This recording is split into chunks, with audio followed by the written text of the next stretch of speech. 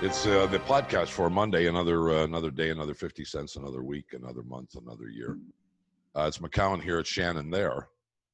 And with us, the voice. By the way, before you do that, what kind of mood are you in today? Oh, again. What kind of mood are you in today? Are you in a Monday good mood? morning. What the hell kind of mood do you think I'm in? Well, what's the difference between Monday and Tuesday and Wednesday now? Nothing. There's really to not you. that much difference. I concede that. You're probably 100% right. I mean, there's nothing the different. only thing you're right about. Made me change my damn hat. Didn't like my hat. Well, I didn't. Can I introduce the guest? I don't like your shirt, really, but, I mean. Buy me a new one. Everybody has to buy something at Walmart. Now. No, come on now. Call Saul. Let's get it settled. Saul. Matty D is with us. Matt Devlin, the voice of the Toronto Raptors. How are you? How are you, kid? I am pleasantly, and not even surprised, but just pleased to know that really nothing has changed. That the angst, the banter, all of that remains the same. Yeah, it's just a pile of BS, and that's what we do, and it's what we've done for about 50 years. But hey, Matt, we do it really well. We do it really well. It works. It works. Yeah. Well, I was going to ask you, are you glad to be through this? But you weren't in the bubble. You were at home. You went to the studio, either at TSN or Sportsnet, and did your games and whatever. So, but it is, after all, the middle of September. Is there any upside to this, being in this position? I mean, either for you, well, mostly for the team. Yeah, no, I don't think so. I think that I woke up on Saturday and you have that sense of, okay, there was every other day a place that you went to. We actually, Dome Productions has a back office facility in Oakville, and they had created a studio for us there. They had 2 television trucks plus a trailer. Mm-hmm. In the trailer we were in calling the game. They had a 65-inch television monitor in front of us. Myself, Jack, and Leo, we were 6 feet apart from one another. You also had a 32-inch monitor that was the all 10, so we could see everything that was happening. Now, hold on. When you talk about all 10, you're talking about statistics, right? No, all 10. Okay. All 10. We had a stat monitor, but then all 10 was a little bit like football when you have the all 22 monitor, where you could see all 10 players on the court at the same time. Or 24, all 24. Or all 24, correct, if we're talking about the CFL. And so we were there, and David August put that together. Dave Leader, Chris Phillips, Patty Bradley did an amazing job in a short period of time, because there were so many different scenarios. First of all, we were potentially headed to Scotiabank Arena to do the games, but then the NHL used Toronto as a hub. Then we had the idea of using Rogers Center, but then, as we know, spring training became training camp in Toronto for the Blue Jays, and then ultimately we went out to Oakville. So it became kind of a home away from home for us to call the games. You're 2,000 kilometers away. It's totally different calling a game from a studio environment. However, we tried to do the best that we could under the situation. Thought that this team had a chance, and unfortunately met up with another really good team in the Boston Celtics. And it became a 1-possession game, and then ultimately lost by 2 possessions on a night in which you turned the ball over 18 times, Bob and John, and led to 31 points. And that's extremely difficult to overcome. Before we break down the game, just one more, as you know, I'm a broadcasting nerd. So how do you maintain your enthusiasm being that far away? So much of what you did courtside in any arena you were in was about energy and was about contact with people and getting those little stories, those little nuggets that you could throw in. How much different was it for you, and how much more difficult was it? Well, there's no question that the hardest part of doing the game remotely is, that lack of connection that you have with the team, where you, not necessarily during the defined media availability, No. because the defined media availability, as we all know, everybody gets that. Mhm. And so it's, the nuances, right? It's bumping into somebody in the arena as you're both walking in. It's seeing an opponent in the coaching staff or a scout, and all those sort of people that typically, it's why you get there 3 hours early before a broadcast, right? It's not to do any more prep work. Your prep work is done. It now becomes, that time to find out just a couple of little nuggets that you can use within the flow of a broadcast. And then also, as both of you know, when you're traveling with the team, there are days off. And so those days off become an opportunity to have a coffee with somebody, on the coaching staff, and have dinners and talk to different players and personnel about, what has happened. It gives you a really good sense of what direction the team is going, where the opponent is coming. Even in the game, though, when you are courtside and you can, the two most dominant people in your life at that point are Nick Nurse and Brad Stevens. Right. And they're walking in front of you, and according to everybody in Boston, Nick Nurse is on the court all the time, but that's okay. Right. But that whole feeling of coaching and what's supposed to happen next, that must have been really difficult. Well, that and also because in those moments too, there are opportunities, because you're so close to the action, where you're actually taking, your headset off, right? And you're listening in, or as has happened many times throughout the years, Kyle Lowry will come over to the table on a replay to see, hey, Matt and Jack, Leo, what's going on, right?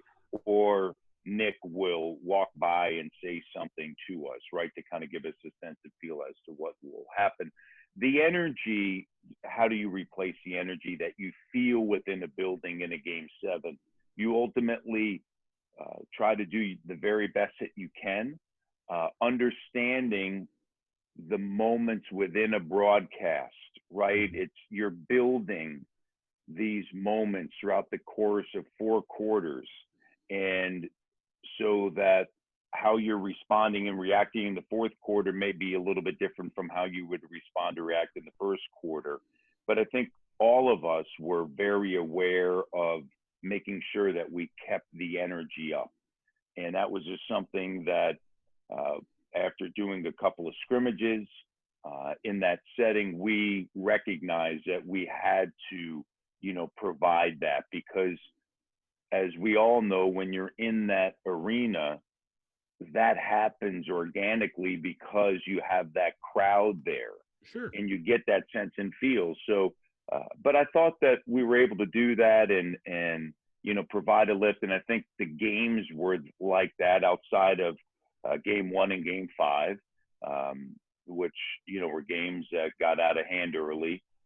But other than that, as I've always said, the game dictates where you go.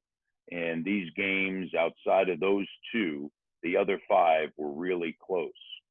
Okay, Bob, I'm done. We're with Matt Devlin. Look, we've been around. We've all watched enough sports to understand there are 2 teams participating here, and in some occasions, maybe even many occasions, the performance of one team is dictated by the performance of the other. And I have to concede that there's a possibility that happened in this series. Having said that, I was quite shocked. I'm interested in your perspective in how generally ineffective and poorly the Raptors played in this series against Boston. In a general sense, not every minute, as compared to what we saw in the early part of the regular season, then in the 8 games in the bubble, then in the first round against Brooklyn. I thought this team sort of fell apart. And the question for me is, do you think it was the performance of the opposition, in this case the Boston Celtics, or did the Raptors just kind of inexplicably lose it? No, I do believe that the Boston Celtics are part of the reason why.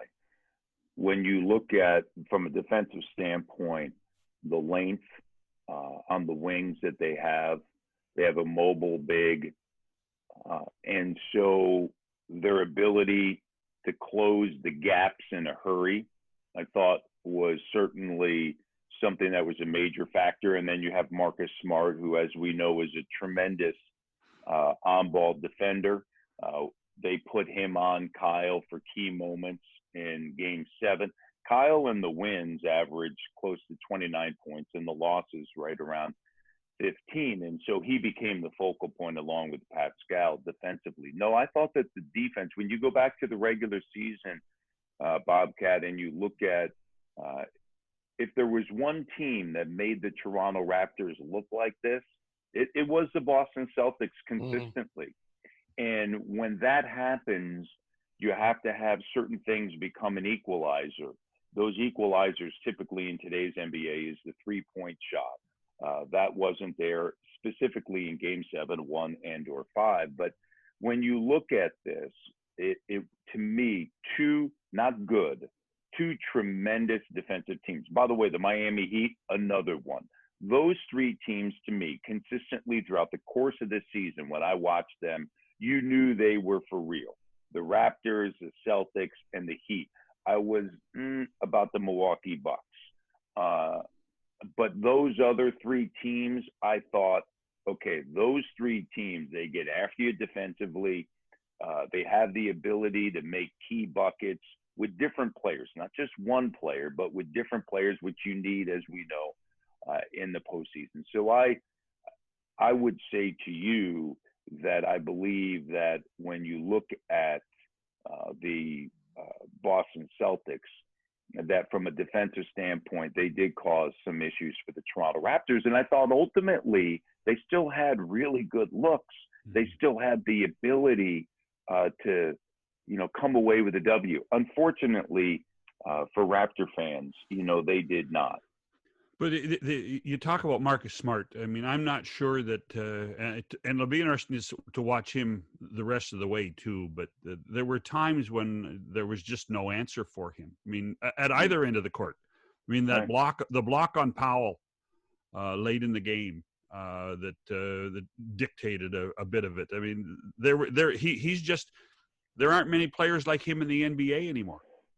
Well, no, and you look at the Celtics, Tatum, 3rd overall pick, Jaylen Brown, 3rd overall pick. Marcus Smart was a 6th overall pick in the NBA draft. Gets after you both,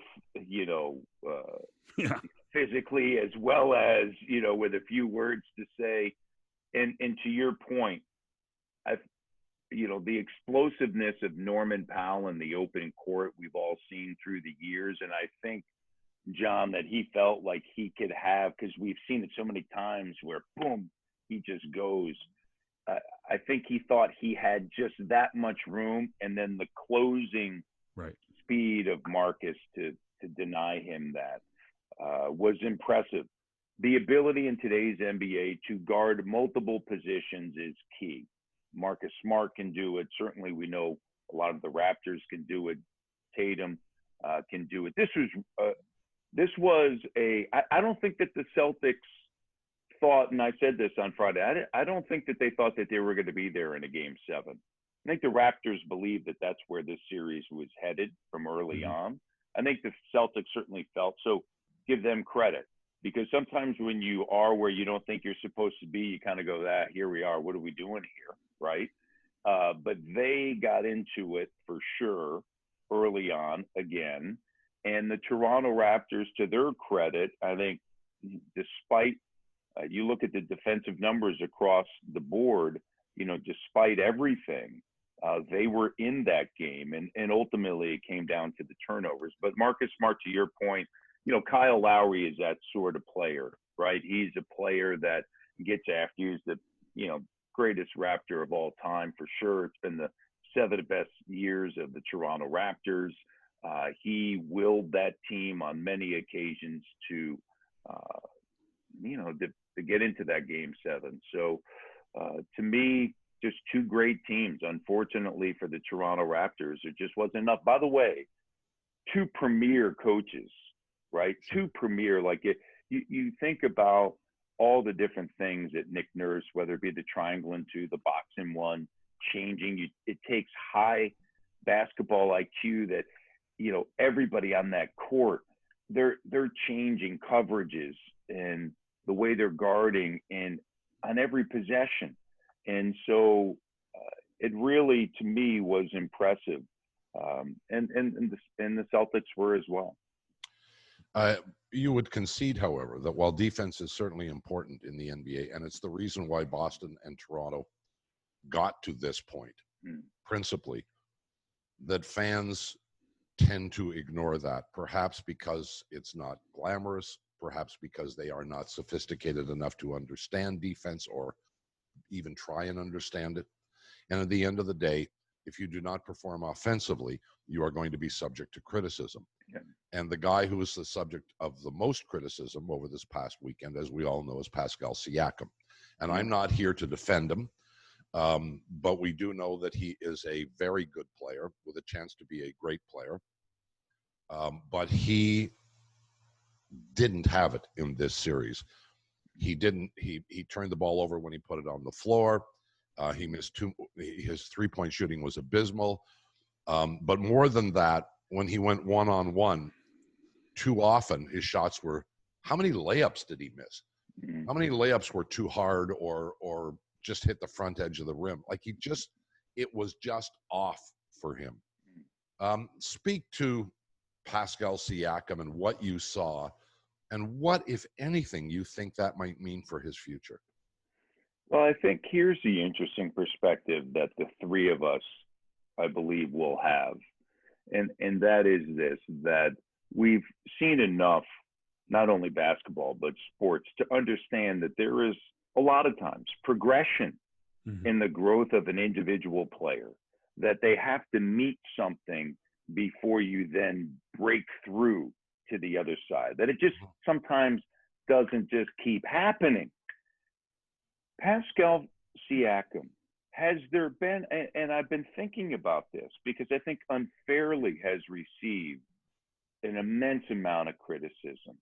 And this is why I say that. Number one, he sat there on Friday night after the game and he said, I take the blame. Here's a young man that over the course of the last 9 years, at the age of 17, just started playing competitive basketball. That's 9 years ago. He wasn't someone at the age of 12, 13, 14, like a Jason Tatum, who everybody knew, had it, right? He wasn't recruited by Duke, Kansas, Kentucky. He was a redshirt freshman at New Mexico State. And what has he done every offseason? He's come back better. He embraced the G League, led them to a title. He embraced the opportunities with the Toronto Raptors and became a starter and ultimately became the second option on a championship team. We all know, and most improved player, first-time All-Star. Now, we all know that going from a number 2 to a number 1, not in the regular season, talk to the Milwaukee Bucks about the regular season compared to the postseason. But I'm very passionate about this, that there is a next level when you get into the postseason.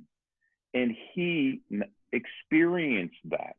He experienced a game plan, not on a Tuesday night during the course of a regular season. He experienced the game plan that Brooklyn had for him over the course of 4 games, and then Boston had for him over 7. And so, to your point, Bob, talking about the moves in the post, I mean, they were providing at different times single coverage. Sometimes they doubled them on the bounce. Sometimes they doubled them on the catch. I mean, there's a lot of different things that were going on that, you could tell he was thinking, okay, do I go to this move or do I go to that move? And when he was more aggressive attacking Jaylen Brown, when he had him in the post, he was better. Now, interestingly enough, he was second in the NBA in the postseason in post-up points to Joel Embiid, who of course lost to Boston in the first round. So there's just elements to his game that will continue to grow. And so I'm a huge fan of Pascal as a person. I'm a huge fan of him as a right. And so did he perform the way that he wanted to play? No. Did he perform the way that the Raptors needed him to in order to get through that series? Clearly no. But yet they were still right there in a game 7. And to me, this is something that Kyle said, go ahead and read it all, right? Go ahead, take all that criticism and use that as fuel. But I know this about him. Every year he comes back better. And I'm sitting here thinking about the NFL. I'm thinking about Major League Baseball. I'm thinking about hockey. And I'm thinking to myself, okay, is there another professional athlete that has taken the major steps that Pascal has on a year in, year out basis? And the answer to that is I can't think of anybody, but maybe there is. The interesting thing is that the one question that might be in the back of the mind of even some people in management is he truly a number one guy? I mean, I think that based on what we saw is a fair question to ask. The other thing is all it did for me was prove that, and there's such a bias because he is such a great person. I mean, the times that we've all been together with him, we all walk away with a smile on our face saying, wow, I wish my son was like that. Or I wish I had friends like that. I mean, from the first time we all met him, the question becomes, or the statement becomes, well, first of all, he's human, and not everybody goes and rises every year all the time, but can he be a number one option in an offense? And I think that's a fair question to ask. Well, I don't disagree that that's a fair question to ask. I look at it like I think that there is an element of Pascal looking at this situation and saying, okay, now I understand, right? Sure. You can, as we all know, someone can tell you, hey, this is how you do this. And then all of a sudden you get there and you accept that, by the way, right? Okay, yeah, I got to do this, got to do that. Until you actually get into that situation, how do you know? How do you respond? And so I think, people will continue to say that. By the way, they've said that about a lot of players, right? They've said that about Kawhi, as he never was a true number one in San Antonio. Is he really a number one, right? So, this has been asked, tons of times for a lot of players. You think about Kyle Lowry, right? In the growth that he has had as a player. The one element of Pascal's game that Boston took away is the transition. They did a great job of getting the Raptors into the half court. And Pascal, on a given night, scores 6-7 points in transition. And I think that, those are things, that you have to learn and understand. How can I do different things throughout the course of the game? That is why, by the way, in the regular season, and this is why I'm such a fan of Nick Nurse as a coach, that, people would look at Pascal, hey, what is he taking this random 15 to 17 footer breaking off the offense? Why is he doing that? Well, because Nick knows and Pascal knew that you're going to have to do that sometimes in the playoffs when they shut everything down. They're trying to get him comfortable with that, right? It's why last year when he became the most improved player, they kept on providing him situations throughout the course of the year that he wasn't the number 2 option. He was the number 1 option. in building for handling the basketball, for instance, getting the rebound, bringing it up the court, doing all these different things within the flow of what they want to do offensively, so that he knew come, you know, the postseason, he would be comfortable with it. And so there's just growth to it. And I just think back to where he was when I first saw him. And I think about, you know, Pascal as a young man and what he wants to be as a player and who he is as a player. And by the way, he's not the first player to get into the postseason and say, you know, geez, you know, things just really didn't work out. And then all of a sudden people question them, right? And it ultimately is, I just have a sense being around him that he will come back bigger, stronger, better than ever. And that's just my read into that. With Matt Devlin, there's a whole bunch of things to get to, and we want to do that. Let me start with this in terms of the future. Serge Ibaka, Fred VanVleet, and Gasol are all free agents. I would say to you that, money issues aside, because I'm not going to sit here and try and figure out the cap and what they can and cannot do, nor what any of these players are worth. But Gasol clearly did not perform the way you would have hoped in the postseason. We all thought that was kind of surprising because he had this break. He had been tired. He'd performed well during the regular season. Now there's this break, and he had this long run with, you know, playing for Spain, etc. But didn't contribute the way you wanted him to. Wasn't the leader on the court that you kind of wanted. So maybe it's time to say thank you, but goodbye. It would be impossible for anybody to suggest that Fred VanVleet shouldn't be re-signed. Mm-hmm. And Serge Ibaka, while 5 years old. Yeah, 31. Oh, is he? Yeah. Still gives it and is still an integral part of this offense. And you could even make the case that, you could make the case that Ibaka as the starting center might even be a better option than Gasol. And I'm not sure how healthy he was during this run. Really, I don't think, I think that's part of it too. Serge? Yeah. Well, I didn't see. Oh, I know. I know he was banged up, but every player was banged up. He still performed. Yeah. Extremely well. So I'm keeping Ibaka. I'm keeping VanVleet. Money issues aside, I'm probably saying thank you to Gasol. Is that in general what you see, Matty?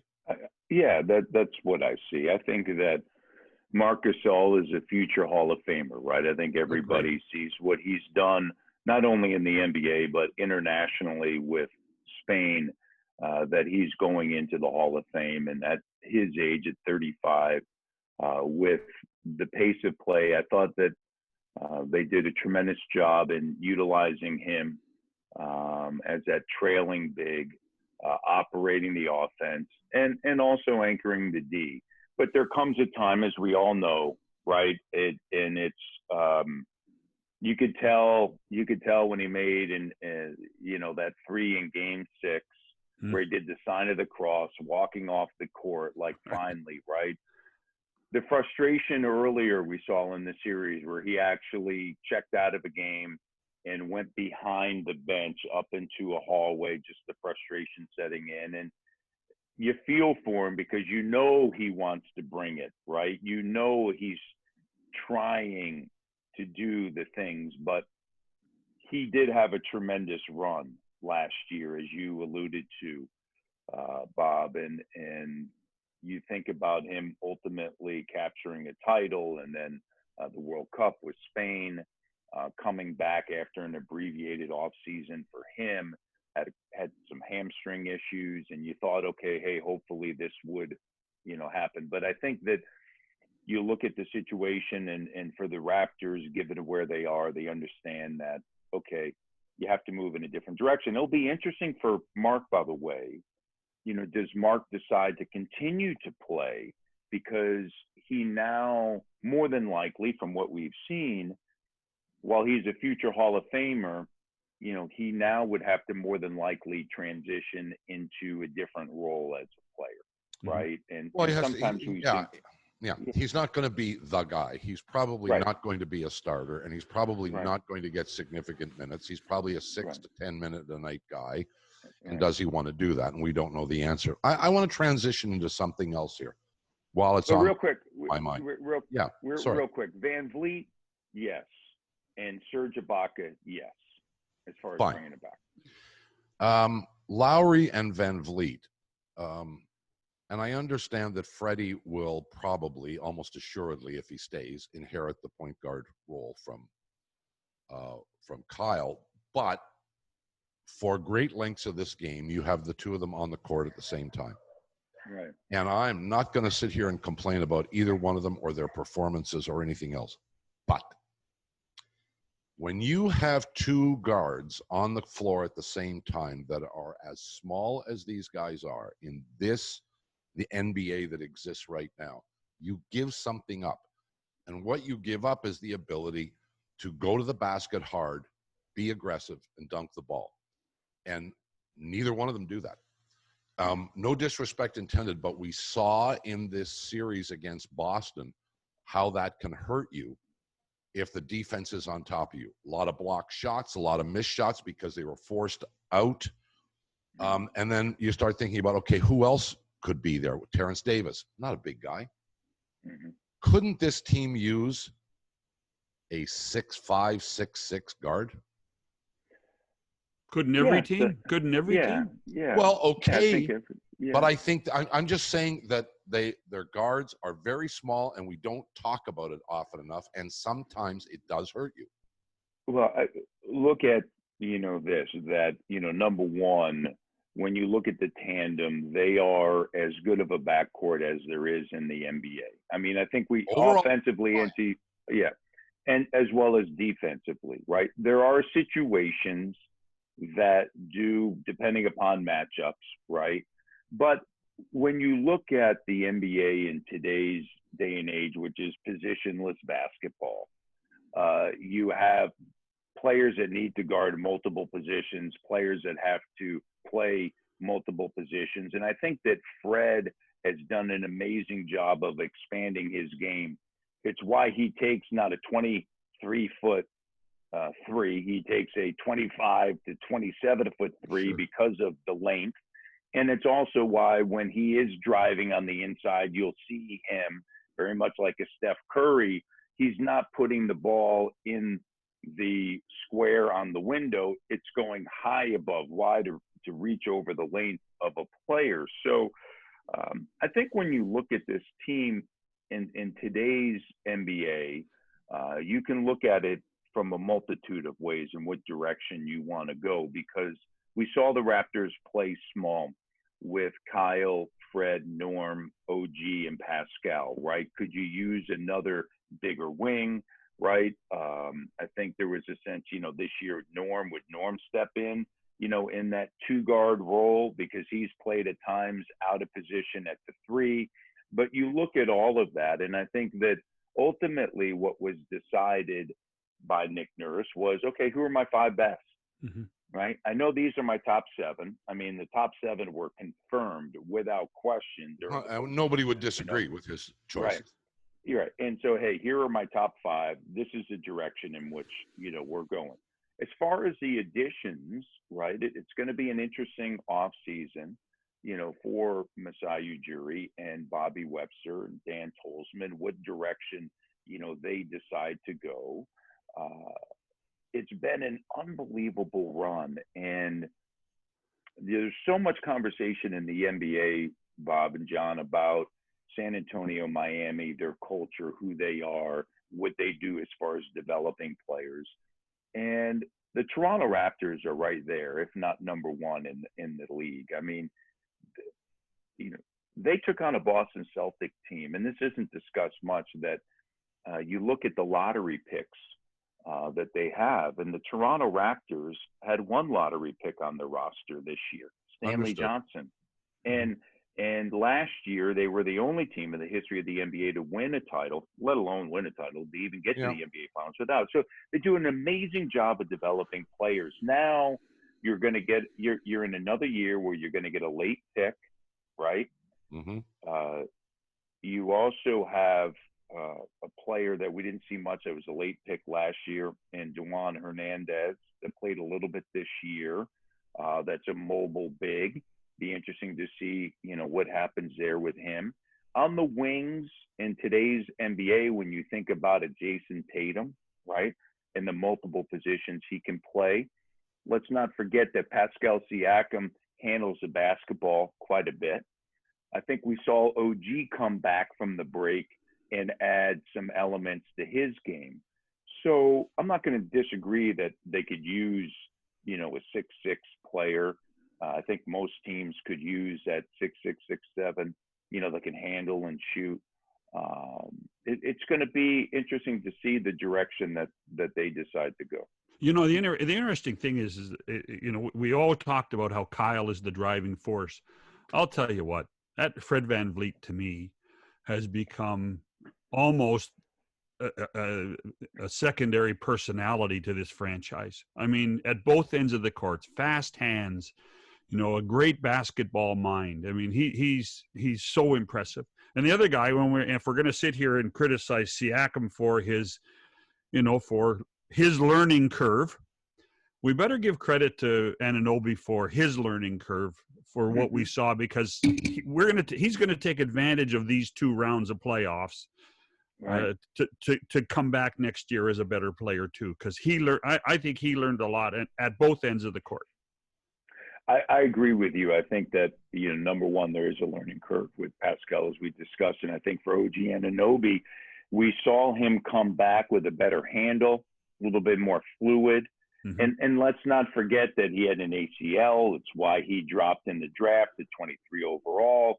He was out of the postseason all last year, did not play because of an appendectomy. And so now you bring it back to this year, and you think about his growth. What a great moment for him making the shot in game 3 with 0.5. And so, I mean, look, these are all pieces that you look at and you say, okay, now you're going to get better, right? That, and then again, we've seen it before where Masai makes a move and will bring somebody in that he believes, when is the timing right to bring that player in. The Atlantic Division, not that divisions matter, by the way, anymore, other than that you play them more than anybody else in your conference. The Atlantic Division is going to be as tough as it's ever been. And the Eastern Conference, to me, from a depth perspective, is as tough as it's been in a long time. If Ibaka stays, if Gasol goes, is Boucher good enough to be your number 2 big? I don't know. Neither do I. I don't. Yeah, I don't know that is a role, for him. I think during the regular season, there will be moments. I think that during the postseason, which they went to in the series a little bit early to see if that would work, that there'll be moments, right? I think it's still learning how to be, his size in the postseason, and where you can use him effectively. I think that during the regular season, yes, you can utilize him depending upon matchups. To me, it's more of a matchup-driven situation for Chris. Can he become more? He loves to shoot the 3. Can he become more consistent with that than a 29% three-point shooter? We know that he can block shots. That he, and a lot of people will say, well, he just needs to put on more weight, more this, do that. But sometimes players are who they are too, right? Exactly. And let's not forget that Chris had an unbelievable story and journey to get here, which is amazing and very inspirational. He's 27 years of age, right? And so, yes, can he get stronger? Can you use him defensively? Can he learn how to guard a little bit better in space and utilize him as far as switching and all the other different things? Yes, absolutely. There is a potential space for him within a rotation. But being the second big depends on where you want to go, Bob. You know, are we talking about a team that can, compete once again for an NBA title? Or are we talking about a team that is going to be competitive? That's actually, that's a really good question, is it? And I think that's something that Webster and Masai have to sit and talk about, is where are they on this growth? Are we past, the due date, or are we, because windows in basketball, I think, are different than other sports. It's so fleeting. It's so fleeting. Yeah. And so do they have to do a little bit of a rebuild here to get back to a championship? Well, and we know, John, that Masai is not shy. No, that's the point. I think, here's the interesting thing, and you're both so right, that I always use the 2012 Oklahoma City Thunder as an example. And the reason why I use them is because there are moments in time in the NBA. So that was Westbrook, Harden, and Durant? Harden, Durant, and Serge Ibaka. Wow. And you think about having those four players. They went to one NBA Finals. That was it. And they lost. And the decision was made not to exceed the cap, not to, they didn't realize Harden was going to be Harden, but they didn't, and so Houston gets involved, and you end up obviously doing a deal there. They never to come back again. It is the hardest thing as an executive, right? To recognize, we all know that deals sometimes are done thinking you're ready and it never happens. Yeah. And then there are situations where you decide not to do the deal because you think, oh, we can live on beyond that. And I credit Masai and Bobby. They do not a really good job. They do an unbelievable job of reading the room of where they're at and where they believe they can go. And it's why you do the Kawhi deal, because you have a moment in time. And those moments, to your point, can be very fleeting, right? And so you have to know, okay, this is who we are. This is what we want to accomplish. It doesn't, by the way, always work out. It did work out for the Toronto Raptors. And you have to take advantage of it. And they did not a good job. They did a brilliant job of doing that. And so it is an interesting, situation now. But knowing how they operate, I think that they do an incredible job of reading where they're at and then making the decisions from there. We're longer than we usually go here, but enjoying the conversation. One more before we get out of here, and that's the Giannis Antetokounmpo situation, which we've been coming back to this for a couple of years now, anticipating his free agency, and now there is a scenario at least at hand where, who knows, maybe Milwaukee looks to make some kind of a deal for him if they feel they can't re-sign him. But here's a question for me. Has the performance of the Milwaukee Bucks, and I'm careful to say the Milwaukee Bucks and not Giannis himself, has their performance over the last 2 years impacted on the opinion that you have or that basketball might have on Giannis himself? Meaning he didn't achieve from a team perspective what he wanted to. And too often, as we did with Siakam, we point the gun at the big guy and say, he's the reason. There's some flaw there that is to blame. Has Giannis' stock gone down, in your opinion? Not at all. In fact, I look at it a little bit differently. I think that if you are a team, and I'm not going to name teams, but there's teams out there that have great development, superb coaching, that I actually look at it from that realm, that I would, if I was ownership of Milwaukee, look at your coaching and development staff and seeing exactly what's happening there. Because we know that Giannis is a tremendous player. You would also have to look at the construction of the team around him and what has been done around him.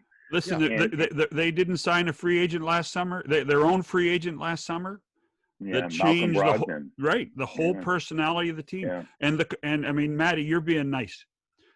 We learned last year and again this year in the playoffs that you have to adapt when you coach.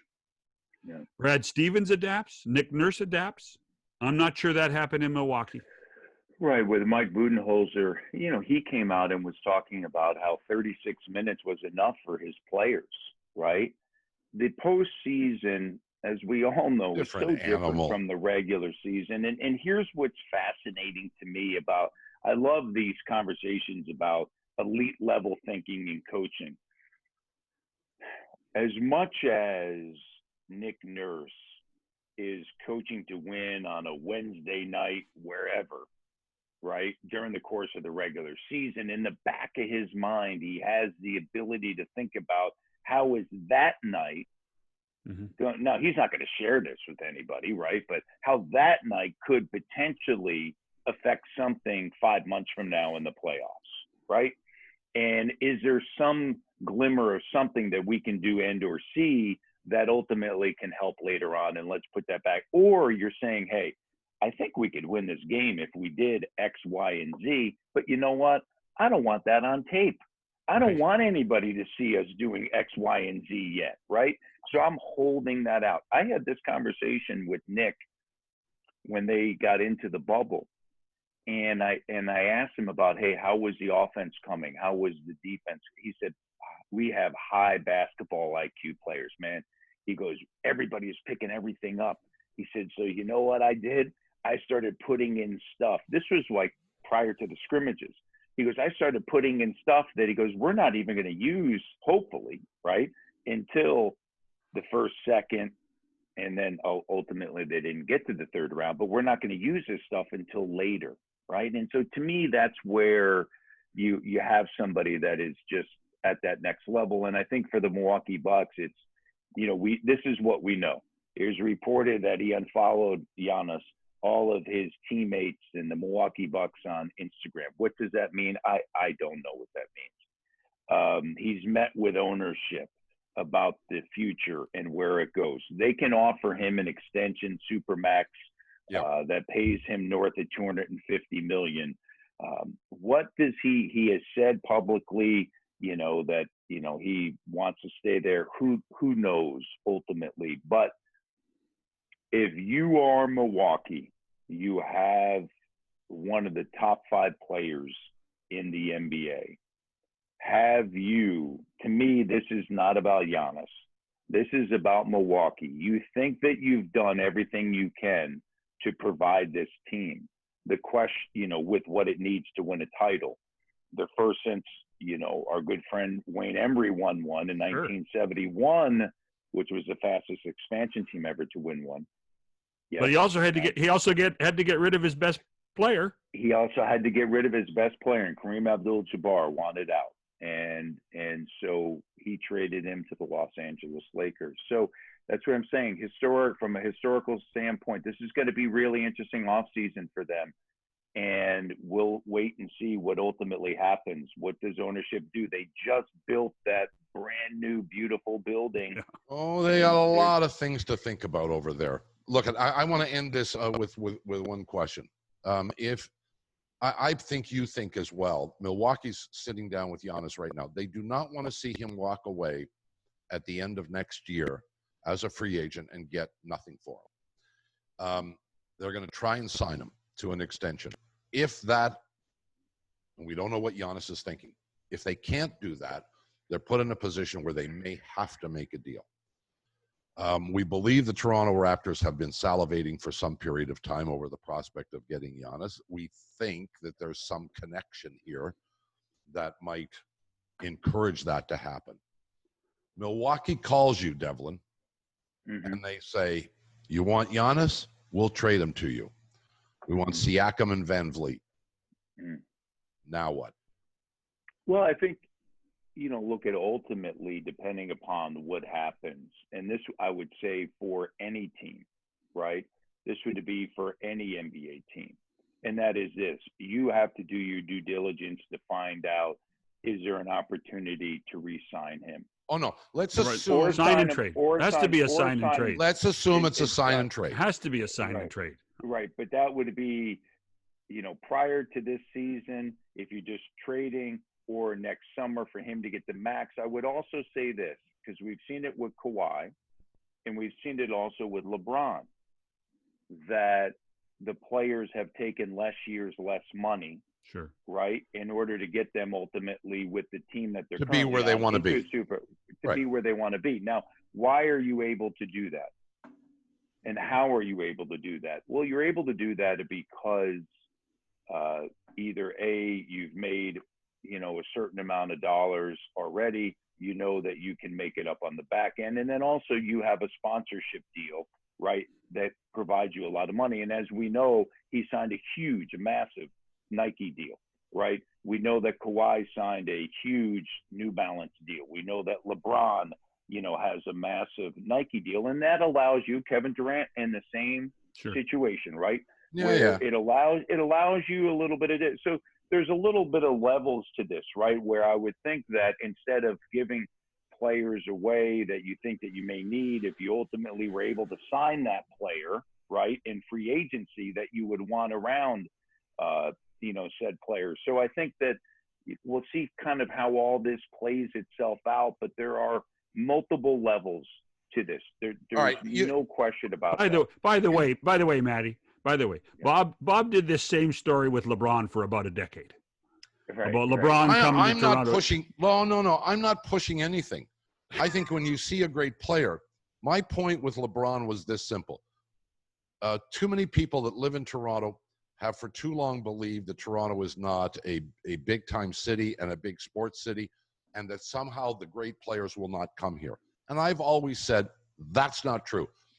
If you have the culture, if you have the pieces in place, the best players will come here. And the Toronto Blue Jays in the early 1990s were proof of that, with the number of players that they signed through free agency as well as through trades who came here. And they came here because the culture was good and they had a chance to get a ring. I don't know what Giannis' situation is. But let me rephrase my question, because Devlin, as usual, you're evading the issue. You're good at it, though, Matty. You're good. You're really good at it. Well, I've seen his tricks before, so. You're not Lou Lamoriello, but you're good. Well, Lou did win the GM award, did he not? Siakam and Van Vliet, in my opinion, is the kind of deal you probably have to make in order to get Antetokounmpo. It may not be specifically those two, but it's going to be a significant ticket. Would you not agree to that? If you were involved in a situation like that, I think that number one, you would do everything you could, Bobcat, to keep those players so that Giannis could play with those players. Well, and of course, but now but wait a minute. Well, what's the alternative? We've seen Masai, who's a master, with Denver do what he did, right, with Carmelo Anthony and the players that he brought in there. And then we saw, obviously, what he was able to do to bring in Kawhi. Again, I'm not certain that, and I'm not avoiding the question at all, I'm not certain that Milwaukee, because I would think that you would do everything you could if you are Milwaukee. There's already conversations about Chris Paul, right, going there. I'm not certain if you just built that new facility that you built. I would not be, if I'm ownership, I'm not going to say, okay, hey, you have to try to do everything you can to keep them or keep him in town. So I think you try to go. Yeah, I think you try to go about this a little bit differently than, okay, hey, where do you want to go and what can we get out of this? Because there hasn't been this much excitement in Milwaukee in a long time, right? And here's what we know: if you're able to do certain things, right? I mean, Giannis may say, I'll just take, a 2+1 or a 1+1 or something just to see. You still just don't know. There's so many. But at the end of the day, Matty D, it is going Yes. to be Giannis's decision, and we have no idea what he's thinking. Yeah. Milwaukee, and he may say, right, and he may say, I want to play with these sort of players, very much like Kawhi. He may. Yes, Kawhi said, hey, I want Paul George. Sure. Can you do, from everything that we've read, right? I have not had this conversation, but everything that we've read was, hey, trade this. Well, as we know, right, here as we're taping this show, the Clippers are headed to a game where, they're taking on the Denver Nuggets, and they gave up not a little, they gave up a ton. And here they are in the second round holding on because of Jamal Murray and I hear you. There's no guarantees. By the way, a second round Game 7 for Kawhi Leonard. I've heard of that before. Yeah, he's been there. I've heard of that before. That's how close it was last year. That's how close it was last year. By the way, I think Giannis will be deciding a lot, and I think he'll be deciding a lot of how the team is run, how the team is coached, in order to try to stay. I think that's a big part of this. We'll have lots of time over the next few months to talk about Giannis and Budenholzer and his future. And this was a guy the Raptors may have wanted over Nick Nurse.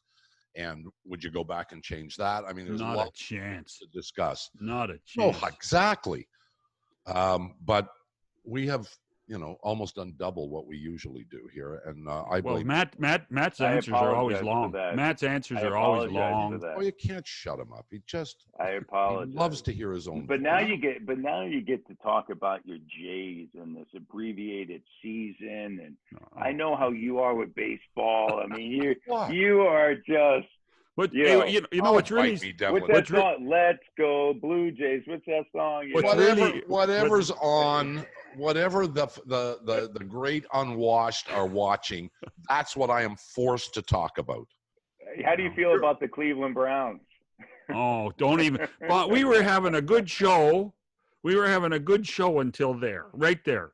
By the way, what's really kind of a shame is with this second round series that two of the most prolific games in the history of the franchise, I think in many ways will get forgotten. The Anunoby shot in Game 3 and the double overtime in Game 6. And I think that because in the end, there wasn't the doink, doink, doink, doink and in that we saw last year. You may not be wrong, but I will say that the OG shot was unbelievable, and the double overtime was absolutely tremendous. And they certainly, when you think about the folklore of those sort of games and the postseason and this year, those two are right at the top. There's no doubt about that. Well, let me say this in conclusion, and I mean in conclusion, Shannon. If the Toronto Raptors had played 1% better,